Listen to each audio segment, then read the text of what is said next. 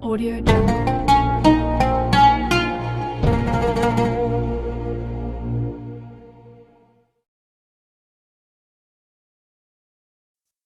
Bismillahirrahmanirrahim. Assalamualaikum warahmatullahi wabarakatuh.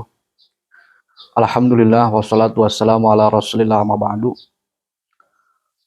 Kaum muslimin wal muslimat rahimakumullah, pada kajian kali ini insyaallah kita akan berbicara tentang zakat.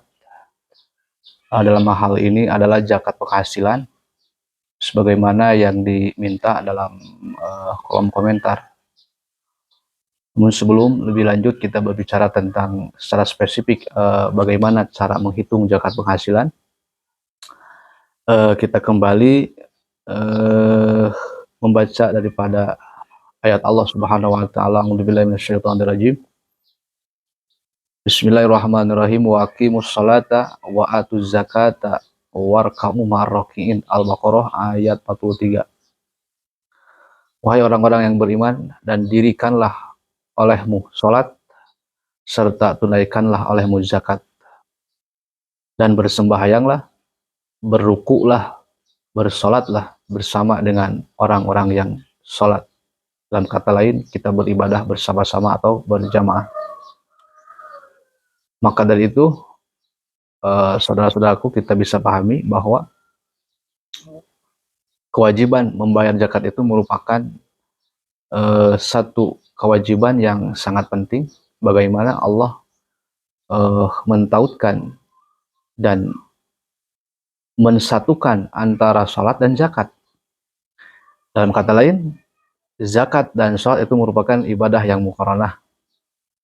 Andai kata kita melaksanakan sholat, tapi ketika mampu membayar zakat tidak menunaikan zakat, maka sholatnya ditangguhkan, belum diterima oleh Allah Subhanahu wa taala. Begitupun sebaliknya, orang kaya, dia dermawan, menunaikan zakatnya, tapi sayang sholatnya tidak dilaksanakan, tidak ditunaikan, dan tidak didirikan, maka zakatnya pun ditangguhkan, belum menjadi nilai ibadah yang diterima oleh Allah Subhanahu wa taala. Oleh karena itu, betapa pentingnya posisi zakat dalam kehidupan kita. Bahkan zakat itu merupakan simbol daripada ibadah kita kepada Allah dalam bentuk ibadah sosial. Ibarat kata, sholat itu merupakan simbol daripada ibadah makhluk, ibadah secara vertikal yang langsung kepada Allah Subhanahu wa taala, dan zakat merupakan simbol atau mewakili daripada seluruh ibadah yang bersifat ghair mahdoh atau horizontal, yaitu ibadah sosial. Maka oleh karena itu, bagi kita orang-orang kaya yang telah nisob, yang telah berkecukupan, yang telah mampu untuk menunaikan zakat, maka kewajiban kita untuk menunaikannya. Bahkan hadis Nabi pun sangat banyak sekali yang menjelaskan tentang betapa penting dan wajibnya zakat, dan betapa besarnya dosa bagi orang yang tidak mau membayar zakat. Maka cukup satu hadis yang masyhur bahwa zakat itu termasuk daripada rukun Islam. Bunyal Islamu ala khamsin. Rasulullah bersabda bahwa Islam itu didirikan, ditegakkan di atas 5 pondasi. Syahadatu an la ilaha illallah wa anna Muhammadar Rasulullah wa iqamus shalah wa ita'uz zakah. Bahwa agama Islam itu didirikan di atas 5 pondasi. Yang pertama syahadat, yang kedua salat, yang ketiga zakat, dan yang seterusnya adalah puasa dan ibadah haji. Dan untuk lebih jelasnya lagi, kita langsung masuk ke penjelasan bagaimana cara menghitung zakat penghasilan. Jadi kaum muslimin wal muslimat, masuk ke pembahasan bahwa zakat itu pada dasarnya terbagi ke dalam 2 golongan. Ada zakat mal, ada zakat badan. Zakat mal ada zakat harta, zakat badan adalah zakat fitri atau zakat fitrah yang selalu dibayarkan setiap Idul Fitri. Kalau zakat mal tidak harus nunggu lebaran, yang penting setiap 1 tahun sekali dalam perhitungan perusahaan. Bahkan ada sebagian zakat mal yang 1 tahun itu 2 kali, yaitu nanti insya Allah di nomor 3. Dan sebelum kita menjawab bagaimana cara menghitung zakat penghasilan atau profesi dan berapa yang harus dikeluarkan, kita harus ketahui dulu bahwa harta yang wajib dizakati itu pada umumnya terbagi ke dalam 5 bagian atau 5 golongan. Yang pertama adalah al-mawashi. yang artinya peternakan. Yang dimaksud di sini adalah kambing, sapi, dan unta. Kambing, sapi, dan unta. Selain ini tidak termasuk. Yang keduanya adalah an-naqdu. Yang dimaksud naqdu adalah emas, lanjut perak, dan uang. Bahkan ada cabang daripada naqdu, yaitu ma'adan dan rikaj. Apa itu ma'adan? Ma'adan adalah pertambangan emas atau pertambangan perak. Apa itu rikaj? Rikaj adalah emas atau perak yang dihasilkan dari hasil temuan. Yang insya Allah nanti di video selanjutnya kita bahas secara rinci. Yang ketiga adalah az-zaru atau pertanian. Yang dimaksud di sini adalah al-hubub, biji-bijian, dan atau al-qutul muddakhor, makanan pokok yang dijadikan makanan sehari-hari serta mampu bertahan dalam waktu yang cukup lama, yaitu beras, gandum, jagung, dan lain sebagainya. Yang keempat adalah as-samar. Samar itu adalah buah-buahan. Yang dimaksud di sini adalah kurma dan anggur. Yang kelima adalah at-tijaroh.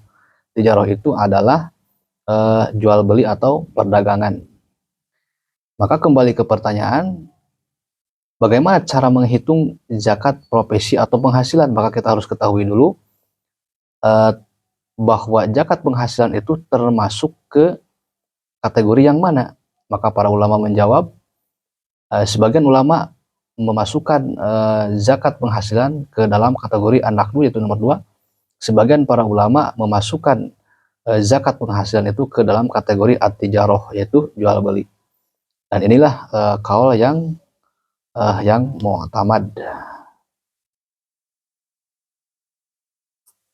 masuk ke dalam tijaroh. Kenapa? Karena pada dasarnya 99% perusahaan di muka bumi yang dijalankan oleh manusia, baik itu secara langsung perdagangan, jual beli, dan atau peternakan, bahkan pertanian sekalipun, pada dasarnya, pada intinya adalah untuk kemudian jual beli. Misal yang pedagang pasti itu udah jelas tijaroh. Misal yang kedua petani misalkan nanam sayuran.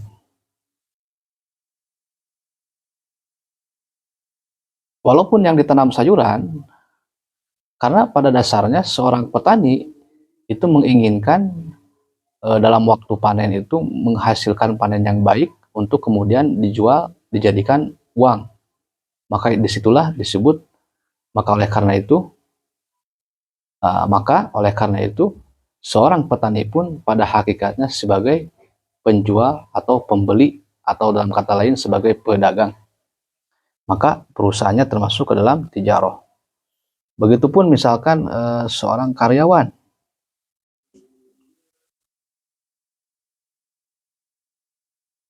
baik itu karyawan pabrik atau kantor atau instansi, itu pada hakikatnya sama saja mereka melakukan transaksi jual beli. Kalau misalkan karyawan sebagai admin daripada sebuah perusahaan, maka ketika dia bekerja seolah-olah dia menjual keahliannya, menjual jasanya, menjual waktunya, tenaganya kepada bos untuk kemudian dibeli dengan sejumlah uang yang artinya itu adalah gaji. Begitupun yang di kantor-kantor instansi sama saja. Menjual keahlian, menjual jasa, menjual ilmu untuk kemudian dibayar berbentuk gaji. Maka pada dasarnya semuanya sama, itu merupakan transaksi jual beli atau tijaroh. Maka oleh karena itu, profesi apapun yang tidak termasuk ke dalam 1, 2, 3, dan 4, maka dipastikan masuk ke dalam profesi tijaroh atau jual beli. Maka oleh karenanya, zakat penghasilan kita simpulkan cara zakatnya dan cara perhitungannya dimasukkan ke kategori tijaroh. Oleh karena itu, mari kita sama-sama menghitung bagaimana cara daripada menghitung zakat tijaroh. Zakat tijaroh itu sendiri sama seperti hanya harta-harta yang lain yang memerlukan ada 6 syarat. Dan yang paling utama adalah nisab dan haul. Berapa nisabnya? Nisabnya zakat tijarah adalah kira-kira menurut kaul yang paling menurut pendapat yang paling jumhur, pendapat mayoritas para ulama, kisaran di angka 85 gram.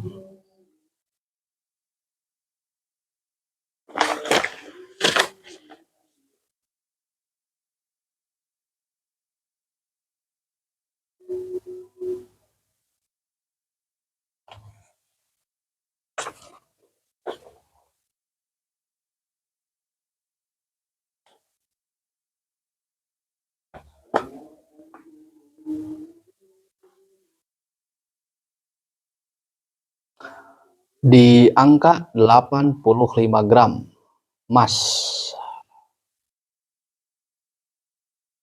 yang kalau dinominalkan ya kira-kira kalau harga 500.000 mungkin jatuhnya di angka 42.500.000. Ini kalau dinominalkan 85 gram dengan harga 500.000. Haul itu setiap 1 tahun sekali. Maka masuk kita ke dalam contoh, misal satu pedagang.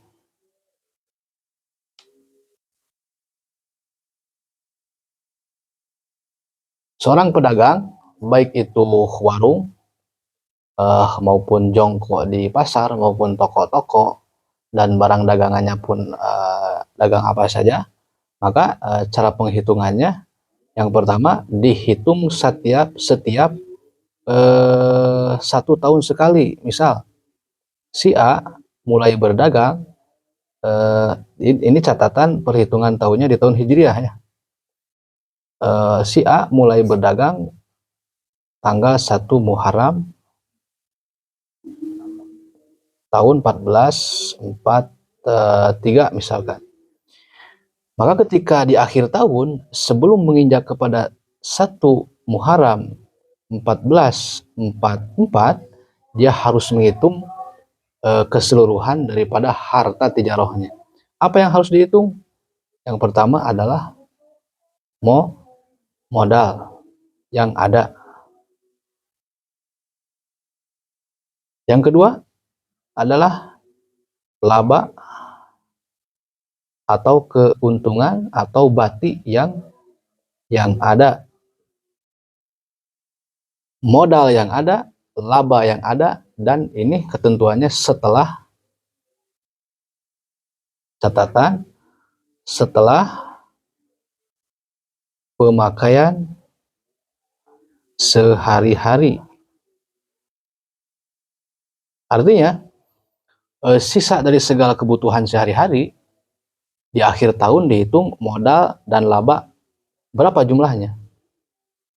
Nah, misalkan jumlah akhir setelah rekapitulasi akhir, misalkan setelah dihitung ada 50 juta.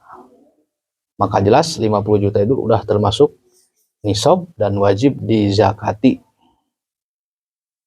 Maka alangkah baiknya setiap pengusaha atau yang berbisnis, baik itu pertanian maupun dagang, jual beli dan lain sebagainya, alangkah baiknya dihitung setiap 1 bulan sekali ya.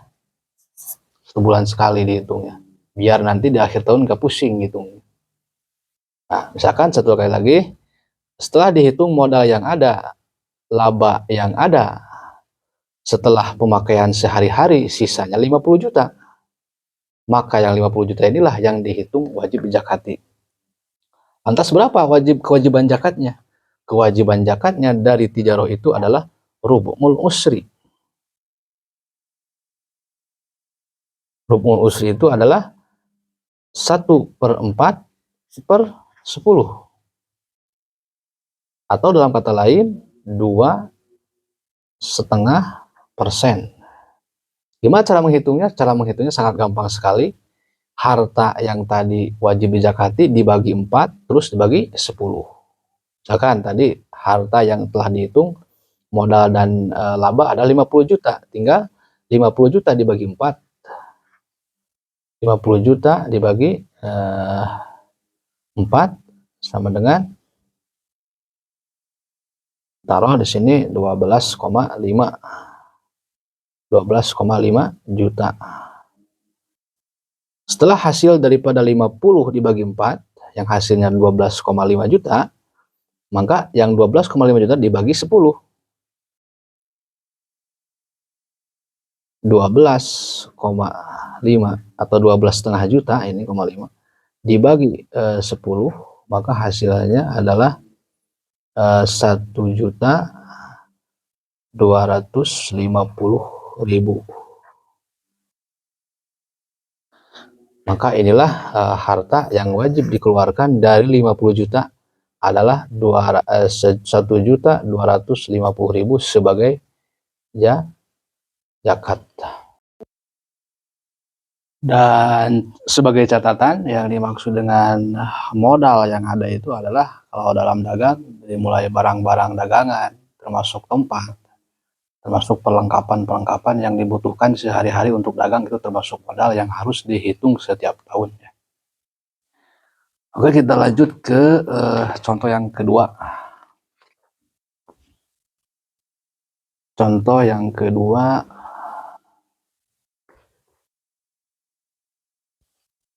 misal petani sayuran.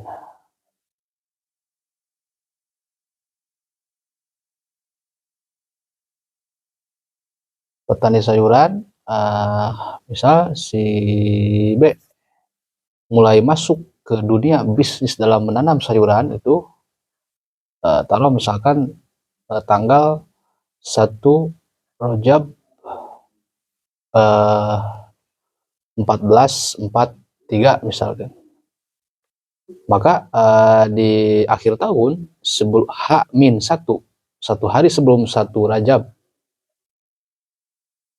1444 harus dihitung. Maka biar agak pusing, saudara-saudaraku, alangkah baiknya setiap perusahaan itu kita harus hitung setiap 1 bulan sekali, biar gak pusing nanti di akhir tahun. Catatan jangan hilang tulisannya. Misalkan setelah dihitung di akhir tahun, yaitu H-1, satu hari sebelum 1 Rajab 1444 misalkan, dari modal yang ada yaitu tanah beserta perlengkapan yang khusus dipakai untuk pertanian, dan laba atau keuntungan yang ada di akhir tahun, yang ada ini setelah pemakaian kebutuhan sehari-hari, misalkan modal dan laba itu seluruhnya adalah bernilai 100 juta. Maka cara menghitungnya sama seperti tadi, tinggal 100 juta dikali 2,5% atau diambil rubul usri 1/4/10. Hasilnya 100 juta dibagi, ini dalam kata lain ini adalah 1/4/10. Maka caranya 100 juta dibagi 4, 100 juta dibagi 4 sama dengan 25 juta. Kemudian 25 juta ini dibagi 10. 25 juta dibagi 10 sama dengan 2.500.000. Nah, jadi dari harta sekian banyak, yaitu 100 juta, yang wajib dikeluarkan hanya 2.500.000 sebagai zakat. Gampang kan? Begitupun perusahaan-perusahaan yang lain, profesi-profesi yang lain, dihitungnya sama. Kita hitung penghasilan per bulan. Per bulan berapa? Misalkan dikurangi kebutuhan sehari-hari,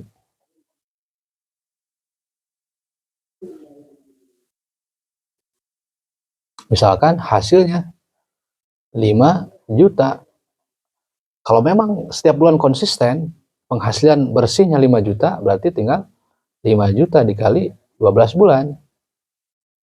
Berapa hasilnya? 60 juta. Apakah 60 juta wajib zakat? Ya wajib, karena sudah termasuk zakat.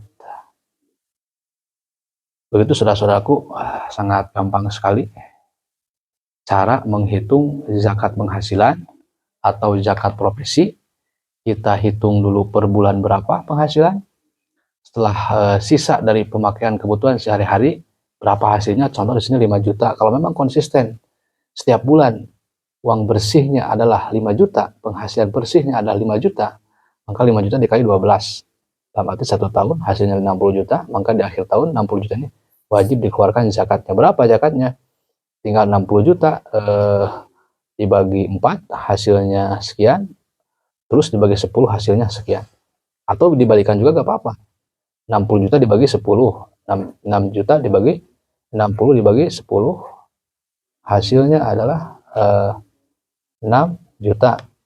Lantas 6 juta dibagi 4, berapa hasilnya? 1 juta 500. 1, jadi dari 60 juta yang wajib dikeluarkan sebagai zakat adalah 1 juta 500. Begitu hadirin, kaum muslimin wal muslimat. Nah, itulah cara perhitungan daripada zakat penghasilan. Jadi kita bisa mengambil cara yang pertama, yaitu memakai jalan zakat tijarah, atau cara yang kedua yaitu memakai jalan zakat an-naqdu. Kita bebas mau pilih yang mana, yang penting kita berusaha semaksimal mungkin agar benar-benar mampu melaksanakan apa yang seharusnya kita laksanakan yang berkenaan dengan harta ini, yaitu zakat. Semoga dijadikan ilmu yang bermanfaat untuk kita semua. Dan sebelum kita tutup, tak lupa kita berdoa untuk saudara kita di Palestina. Semoga secepatnya Allah memberikan pertolongan, memberikan kemenangan, memberikan kejayaan bagi kaum muslimin wal muslimat, terkhusus yang ada di Palestina. Amin ya rabbal alamin. Dan ya Allah wa yakum ajmain. Assalamualaikum warahmatullahi wabarakatuh.